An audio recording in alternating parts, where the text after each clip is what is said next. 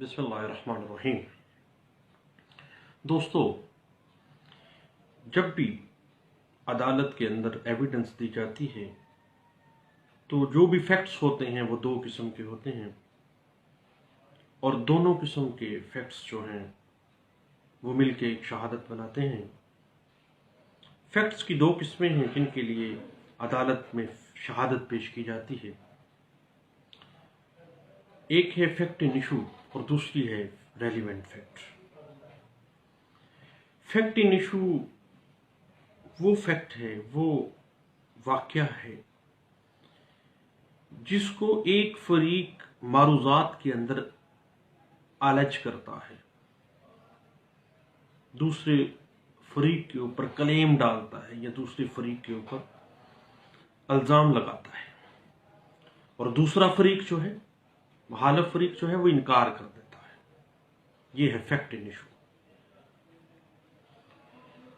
फौजदारी मुकदमे के अंदर फर्द जुर्म या इल्ज़ाम जो है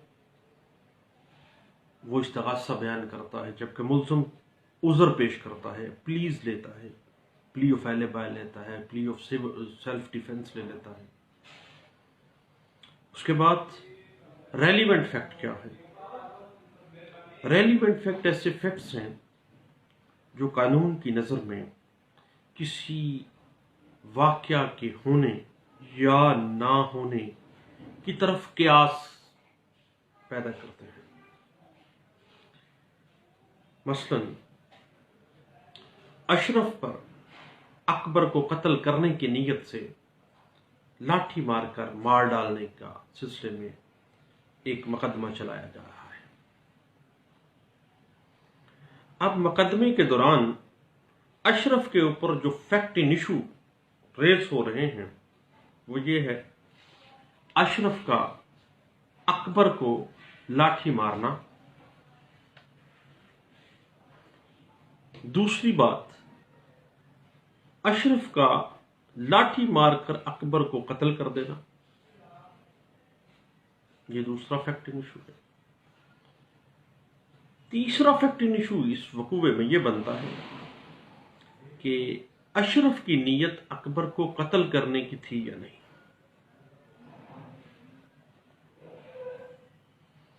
यह है मामला फैक्ट इन इशू। और रेलिवेंट फैक्ट अगरचे खुद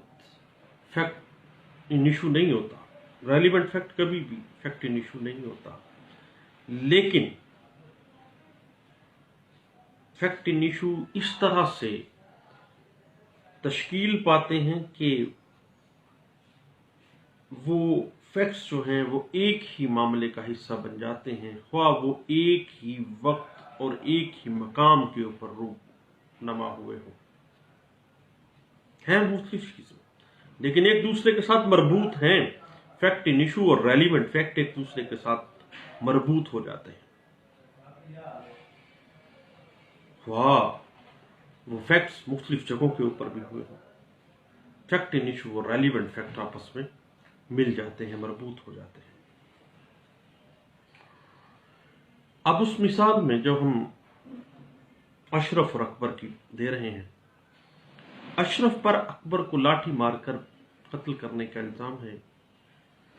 जो कुछ अशरफ और अकबर या उन लोगों के सामने जो उधर खड़े थे, जो मौका पर मौजूद थे, जिन लोगों ने लाठी मारते हुए अशरफ को देखा, जो कुछ उस वक़्त अकबर ने और अशरफ ने एक दूसरे को गालियां दी, एक दूसरे को ललकारा, जो भी मामला था, जो भी उसने कहा, उस फैक्ट से पहले अशरफ लाठी लेकर आ रहा था और उसके फौरी बाद लाठी मारी सर पर, बंदा मर गया है और वो भाग गया है, उस वकूआ की फौरी बात। अब ये सारी बातें, ये सारे फैक्ट इन इशू जो हैं एक ही फैक्ट के, एक ही मामले के मुख्तलिफ हिस्से हैं। ये तमाम फैक्ट इन इशू जो हैं ये मिलकर रेलिवेंट फैक्ट बन जाते हैं। اسی طرح سیول مقدمات کے اندر ہم یہ دیکھتے ہیں، فرض کر لیتے ہیں ایک آدمی نعمان نام کا شخص ہے، وہ عثمان کے خلاف 1,00,000 روپے کا ریکوری سوٹ فائل کرتا ہے۔ اب نعمان نے عثمان کے خلاف 1,00,000 روپے کی ریکوری کا سوٹ فائل کیا ہے۔ اگر عثمان 1,00,000 روپے کے لون کو ایڈمٹ کر لیتا ہے، دین کوئی فیکٹ ایشو ریز ہی نہیں ہوا، اس نے کہا، اس نے مان لیا۔ اگر نعمان ریکوری سوٹ فائل کرتا ہے 1,00,000 روپے کے ادھار کی ریکوری کے لیے اور عثمان نگیٹ کر جاتا ہے، وہ کہتا ہے میں نے اس سے ادھار لیا ہی نہیں ہے، دین یہ فیکٹ ایشو آ گیا۔ اس لیے کسی بھی فیکٹ کو ثابت کرنے کے لیے اب اس ٹرانزیکشن میں جب مان گیا ہے وہ کہ میں نے ادھار لیا تھا، میں نے اس کے 1,00,000 روپیہ دینا ہے، تو اس واقعہ کو ثابت کرنے کے لیے کوئی شہادت پیش نہیں کرنے پڑے گی، کیونکہ admitted facts can not be proved, وہ ایڈمیٹڈ ہے۔ لیکن اگر عثمان 1,00,000 روپیہ ادھار لینے کے واقعہ سے مکمل طور پر انکاری ہو جاتا ہے تو نعمان کو کیا کرنا پڑے گا؟ 1,00,000 روپے کا جو ادھار کو ثابت کرنے کے لیے شہادتیں پیش کرنی پڑیں گی۔ پھر فیکٹ اینڈ ایشو ریز ہو گیا کہ نعمان کہتا ہے کہ میں نے 1,00,000 روپے ادھار دیا ہے اور عثمان کہتا ہے میں نے تو لیا نہیں ہے۔ اب نعمان اس ادھار کو ثابت کرنے کے لیے شہادت لے کے آئے گا۔ اب اس ٹرانزیکشن کے اندر، اس فیکٹ کے اندر، فیکٹ ان ایشو جو ہے غیر طے شدہ ہے، اس لیے صرف شہادت یہی واقعات کی سچائی کو ثابت کر سکتی ہے۔ کوئی واقعہ جس کو عدالت میں ثابت کرنے کے لیے شہادت کی ضرورت ہوتی ہے، اس کو ثابت کرنا پڑتا ہے، ایسے واقعے کو، ایسے فیکٹ کو فیکٹ ان ایشو کہا جاتا ہے۔ لیکن دوسری صورت میں آتے ہیں، اگر عثمان 1,00,000 روپے کا نعمان کا جو ادھار ہے جس کے بابت وہ ریکوری سوٹ میں آیا ہے، وہ اس کو مان لیتا ہے، لیکن وہ کہتا ہے کہ 1,00,000 روپے کا لون تو میں نے لیا تھا لیکن میں نے واپس کر دیا، دین بھی ایک فیکٹ ان ایشو ریز ہو گیا ہے کہ ادائیگی کے واقعے کو ثابت کرنے کے لیے اب کس کو ضرورت ہوگی؟ اب عثمان کو ضرورت ہوگی کہ وہ ثابت کرے کہ کیا اس نے وہ جو ادھار لیا تھا وہ واپس کر دیا یا نہیں کیا۔ اب یہ فیکٹ ان ایشو آ گیا۔ نعمان اس بات سے انکار کرتا ہے کہ عثمان نے ادھار لیا ہے لیکن اس نے واپس نہیں کیا۔ نعمان کہتا ہے کہ جناب میں نے واپس کر دیا ہے۔ اب ایک فیکٹ ان ایشو آ گیا جس کو ثابت کرنا ہے، جس پارٹی نے لیج کرنا ہے۔ اونس آف پروف شفٹ ہو گیا ہے نعمان کے اوپر، اس نے اب یہ عثمان کے اوپر کیا اس نے ثابت کرنا ہے کہ جناب میں نے 1,00,000 کا ادھار نعمان سے لیا تھا جس کی بابت یہ ریکوری سوٹ تو کیا گیا ہے اور میں نے وہ واپس کر دیا ہے۔ اب شہادت میں نعمان کے انکار کو اس کے جاری شدہ چیک کے ذریعے ثابت کیا جا سکتا ہے کہ بھئی عثمان کو 1,00,000 کی ریکوری سوٹ جس کی بابت وہ آیا ہے، میں نے اس کو واپس کر دیا، 1,00,000 روپے کا یہ چیک ہے، یہ میں نے اس کو دے دیا تھا۔ اب شہادت آ گئی ہے۔ یا منی آرڈر کے ذریعے بھجوایا تھا، اس کی ادائیگی کی رسید دی جا سکتی ہے۔ اب لا آف ایویڈنس، قانون شہادت آرڈر 1984 کے اندر سچائی کو ثابت کرنے کے لیے فیکٹ اینڈ ایشو اور ریلیونٹ فیکٹ، دونوں فیکٹس ایسے ہیں جن کے بابت شہادتیں پیش کرنی عدالت میں مینڈیٹری ہیں۔ اب یہ سوال پیدا ہوتا ہے کہ ریلیونس جو ہے وہ اس کو کیسے ثابت کیا جائے۔ اب اس حوالے سے قانون نے ان ریلیونٹ فیکٹس کی ایک فہرست مرتب کی ہے جو تمام معاملات کا کم از کم یا زیادہ سے زیادہ کس حد تک احاطہ کرتے ہیں جو واقعات سرزد ہو چکے ہیں، اور قانون اس پہ کیا پرزیوم کرے گا، پریزمپشن کس طرح سے قانون اس پہ لے گا۔ آرٹیکل 18 جو ہے اس اصول پہ مبنی ہے کہ کسی واقعہ کی بابت اس وقت تک شہادت نہیں دی جا سکتی جب تک کہ وہ ایک فیکٹ ان ایشو یا ریلیونٹ فیکٹ نہ ہو، تاکہ کوئی ایسا فیکٹ جو نہ ہی فیکٹ ان ایشو ہو نہ ہی ریلیونٹ فیکٹ ہو، وہ کسی کیس میں شہادت کے طور پہ جس کا جواز ہی نہیں بنتا، جس کا ایڈمیسیبلٹی ہی نہیں بنتی، تاکہ وہ اس کے امکانات کو ہی خارج کر دیا جائے، جس سے نہ صرف عوام کا وقت، عوام کا پیسہ، بلکہ عدالت کا قیمتی وقت بھی ضائع ہونے کا اندیشہ ہو۔ ایسی شہادتوں کو ان ایڈمیسیبل شہادت جو ہے، کیونکہ نہ ہی وہ فیکٹ ان ایشو ہے اور نہ ہی وہ ریلیونٹ فیکٹ ہے، دین وہ فیکٹ کس شہادت میں کیسے آ سکتا ہے؟ وہ ریلیونٹ فیکٹ بھی نہیں ہے، فیکٹ ان ایشو بھی نہیں ہے، تو پھر وہ ایڈمیسیبل ایویڈنس بھی نہیں ہے۔ اب بات دراصل یہ ہے کہ ایڈمیسیبلٹی کے حوالے سے وہ واقعہ جس سے کسی فیکٹ ان ایشو یا ریلیونٹ فیکٹ کا ہونا یا نہ ہونا اس کے اوپر افیکٹ ڈالتا ہو، وہ تو ایڈمیسیبل ہوگا، ایویڈنس کے طور پر عدالت میں پیش کیا جا سکتا ہے۔ لیکن جو فیکٹ نہ ہی فیکٹ ان ایشو نہ ہی ریلیونٹ فیکٹ ہے، دین وہ ایڈمیسیبل ایویڈنس کے طور پہ عدالت میں نہیں پیش کیا جا سکتا۔ اب ہر فریق مقدمہ کو جو کسی خاص فیکٹ کی نسبت شہادت دینا چاہتے ہیں، یہ ثابت کرنا لازمی ہے کہ یہ جو شہادت، جس فیکٹ کی ہم شہادت دے رہے ہیں، وہ ایک ریلیونٹ فیکٹ ہے، اور یہ شہادت جو ہے وہ ان ایڈمیسیبل شہادت ہے، اور اس وقوع کے متعلق، اس معاملے کے متعلق ہے جو اس کو ثابت کرنا پڑے گا۔ اور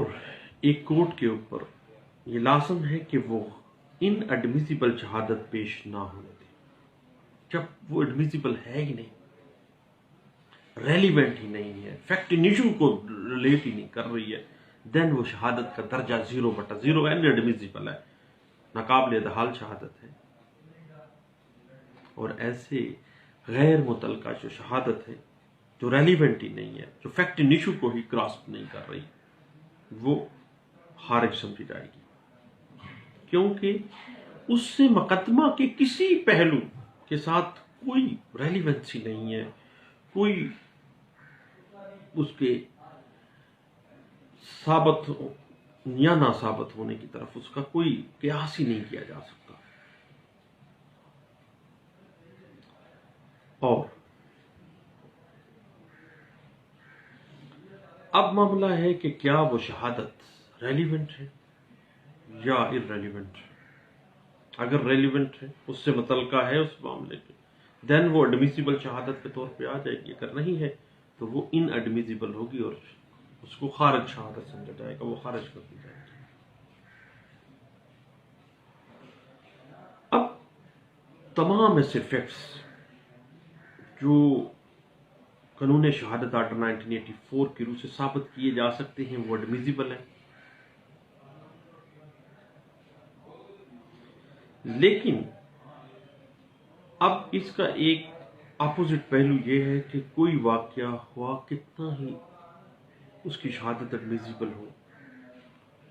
جب تک قانون شہادت آرڈر 1984 کے اندر اس کی ایڈمیسیبلٹی کو نہ مانا گیا ہو، وہ ایک ایڈمیسیبل شہادت کے طور پر پیش نہیں کیا جا سکے گا۔ جس طرح سے privileged communication between husband and wife ہے، پریویلیجڈ کمیونیکیشن بٹوین ایک ایڈوکیٹ اور ایک کلائنٹ کے درمیان ہے، یہ تمام پریویلیجڈ جو ایویڈنس،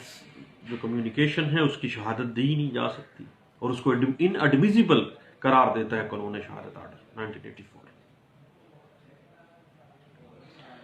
بنیادی طور پر آرٹیکل 18 جو ہے وہ عدالتوں کا شہادت کا جو دائرہ کار ہے ان کو پبلک انٹرسٹ کے لیے لمیٹائز کر رہا ہے، تاکہ نہ عوام کو نقصان ہو، نہ عوام کا وقت ضائع ہو، نہ عدالتوں کا وقت ضائع ہو۔ اگر وہ کسی وقوع کی ہونے یا نہ ہونے سے متعلقہ ہے دین وہ شہادت میں آ جائے، اور وہ دیکھا جائے گا کہ کیا قانون شہادت آرڈر 1984 کے تحت وہ ایڈمیزیبل شہادت کے طور پہ لیا جا سکتا ہے یا نہیں لیا جا سکتا، یا ان کو پرویلیج حاصل ہے۔ اگر پرویلیج کمیونیکیشن میں ہے تو پرویلیج کمیونیکیشن کی صورت میں اس کو کسی قسم کی کوئی ایڈمیزیبلٹی کا درجہ حاصل نہیں ہے۔ اب جو ہی کوئی گواہ ان ایڈمیزیبل شہادت دینی شروع کرے تو عدالت کو چاہیے کہ وہ فوری طور پر اس گواہ کو منع کرے کہ یہ آپ کیا کر رہے ہیں، یہ ان ایڈمیزیبل ایویڈنس آپ دے رہے ہیں، اس کا اس کیس کے ساتھ کوئی تعلق نہیں ہے۔ جب کوئی ان ایڈمیزیبل یا غیر متعلقہ دستاویز عدالت کے روبرو پیش کی جائے تو اس کو مخالف فریق کو چاہیے کہ وہ فوری طور پر اس پر اعتراض کرے، کیونکہ اگر اعتراض بر وقت نہ کیا جائے گا تو بعد میں ایسا اعتراض تو نہیں اٹھایا جا سکے گا۔ اور ایک کورٹ کو بھی چاہیے، عدالت کو چاہیے کہ شہادت کے مؤثر ہونے، ایڈمیزیبل ہونے کا جو اعتراض ہے اس کا فیصلہ اسی وقت کرے فوری طور پر کہ کیا یہ اعتراض درست ہے یا اعتراض غلط ہے۔ اس کے لیے ڈیٹ نہیں ڈالے گی، اس کے لیے ایڈجرنمنٹ نہیں ہوگی۔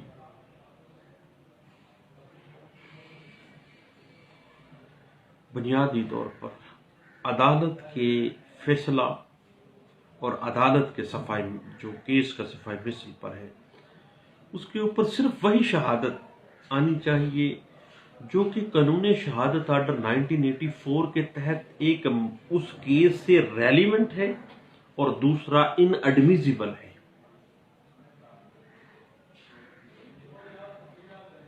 اور فوجداری مقدموں کے اندر غیر مؤثر شہادت کو ریکارڈ پر لانے کے لیے ملزم کا رضامند ہو جانا بھی جو ہے کوئی وقت نہیں رکھتا۔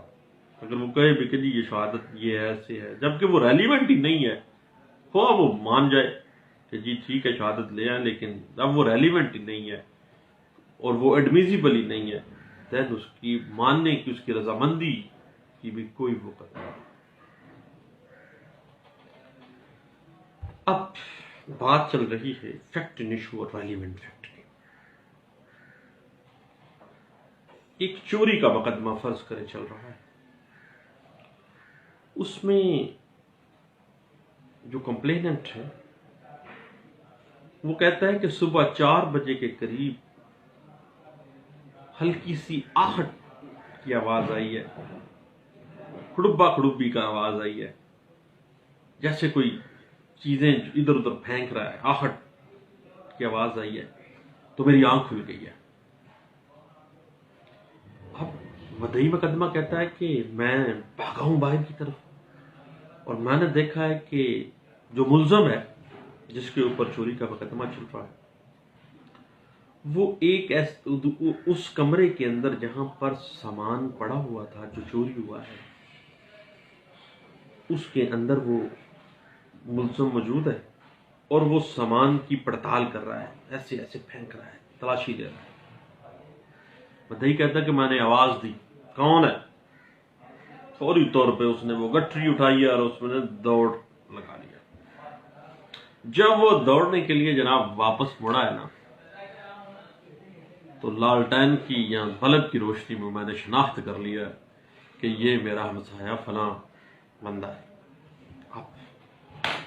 اس میں فیکٹ ان ایشو کیا ہے؟ ملزم کا سامان جہاں سے چوری ہوا ہے جس کمرے سے وہاں پر موجود ہونا اور سامان کو پڑتال کرنا، پھینکنا ادھر ادھر، اور اس کے بعد جب آواز دی ہے تو وہ گٹھری اٹھائی ہے اور بھاگ گیا ہے۔ یہ تمام چیزیں فیکٹنگ ایشو ہے۔ اس کے بعد ایک ہارٹ کیس کے اندر مضروب بیان دیتا ہے کہ جب میں اپنے کام سے دکان بند کر کے گھر واپس آ رہا تھا تو رستہ میں ملزم تھڑا دے کر بیٹھا تھا، اس کے ہاتھ میں لاٹھی تھی، اس نے للکارا مارا ہے اور کہا ہے کہ اب تو کہا جاتا ہے، اب تو بچ نہیں سکتا، اور جناب میرے سر پر لاٹھی دے ماری اور میں زخمی ہو گیا۔ اب اس بات کے اندر سر کے اوپر لاٹھی مارنا فیکٹنگ ایشو ہے، اور مدعی کا گھر کی طرف واپس آنا، رستے میں اس کا تھڑا دینا، لاٹھی ڈنڈا لے کے بیٹھا رہنا، یہ تمام چیزیں ریلیونٹ فیکٹ ان کی بابت جو اس وقوع کا وجود ہونا یا نہ ہونے کو ظاہر کر رہے ہیں۔ مزید دیکھتے ہیں، فرض کریں ایک آدمی ملزم کوئی بھی نام رکھ لیتے ہیں، اس کے اوپر ایک خاتون کی طرف سے زنا بالجبر کا الزام لگایا جاتا ہے۔ اب جو پروسیکیوٹریکس ہے جس کے ساتھ زنا کیا گیا ہے، وہ کہتی ہے کہ 10 بجے کے قریب میں اپنے خاوند کو روٹی دینے کے لیے کھیتوں کی طرف جا رہی تھی، رستے میں ملزم نے کھیتوں سے نکل کر مجھے گھیر لیا ہے، میرے ساتھ زبردستی کر کے مجھے زمین پر گرایا ہے، اور میری ریزسٹنس کے باوجود مدعیہ کہتی ہے کہ میرے ساتھ اس نے زنا کیا ہے۔ اب اس وقوع کے اندر اس کو چھیڑنا، مدعیہ کو اس کو گھیر کر ہراساں کر کے زمین پر گرانا، اور اس کی ریزسٹنس کے باوجود اس مدعیہ کے ساتھ زنا کرنا جو ہے وہ فیکٹنگ ایشو ہے۔ اس مدعیہ کا روٹی دینے کے لیے اپنے خاوند کی طرف جانا، وقت کتنے بجے نکلی، کتنے بجے وہ جا رہی تھی، کتنے بجے وہ سارا معاملہ آ گیا، اور ملزم اس وقت وہاں پہ کیا کر رہا تھا، یہ ساری چیزیں ریلیونٹ فیکٹ سے متعلقہ ہوں گی جو اس وقوع سے متعلقہ ہے اور اس وقوع کے ہونے یا نہ ہونے کو ریلیٹ کرتے ہیں یا بیان کرتے ہیں۔ اب یہ ساری باتیں یہ چیز واضح کر رہی ہے کہ قانونی شہادت آرڈر 1984 ایک قرار واقعی قانون ہے،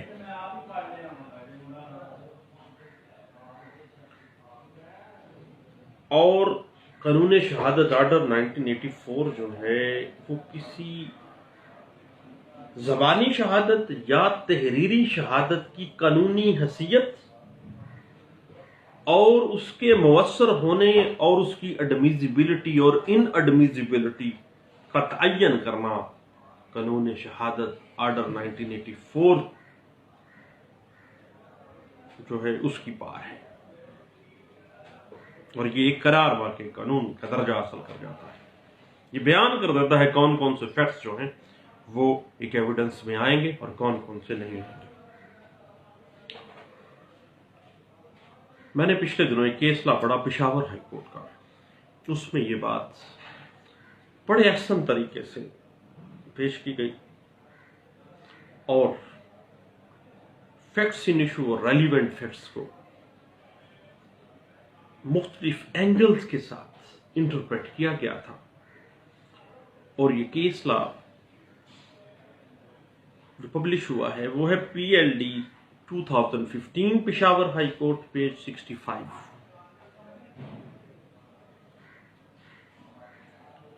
اب یاد رکھیے گا، جو ایڈمیٹڈ فیکٹ ہے، جو فیکٹ ان ایشو بنا ہی نہیں ہے، ایک نے الج کیا دوسرے نے مان لیا، وہ فیکٹ ان ایشو بنا ہی نہیں ہے، اس کو ثابت کرنے کی ضرورت ہی نہیں ہے۔ اس کے اوپر سپریم کورٹ آف پاکستان کا ایک فیصلہ ہے سکے بند، جس میں یہ رول اسٹیبلش کیے گئے اور اس کی انٹرپریٹیشن بڑے اچھے انداز سے ایک کانسٹیٹیوشنل کورٹ نے کی ہے، اور یہ کیس لا انٹرپریٹ ہوا 2002 SCMR پیج 1568 کے اندر۔